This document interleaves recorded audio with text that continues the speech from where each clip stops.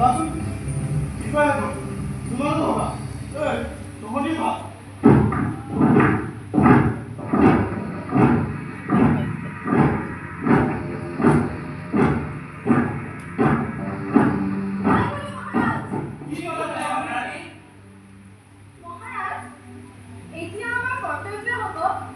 আমি প্ৰজাসকলক মৰমেৰে আঁকোৱালি লোৱা আমাৰ মৰম আৰু চেনেহ পালে আমি তেওঁলোকৰ দুখ বুজি কাম কৰিলে তেওঁলোকে সকলো কথা পাহৰি যাব তেতিয়া দেশৰ শান্তি হ'ব। ৰাণী বিবেচনা অতি সুন্দৰ আমি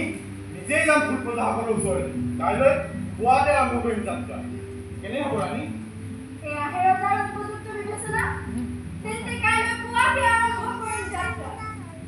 এতিয়া মই আহিলোঁ মহাৰাজ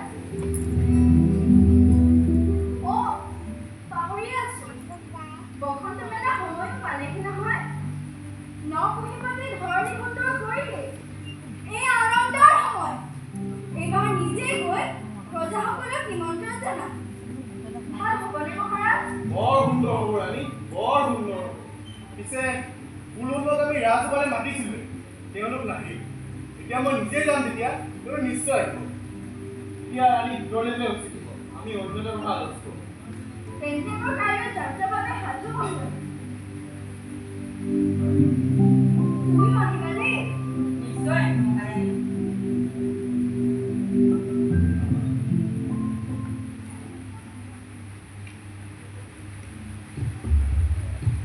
পিছে বগৰীয়াসকল যোৱা বছৰৰ এই বছৰ হ'বনে বসন্ত মেলা মহাৰাজ চোৰাংচোৱে কয়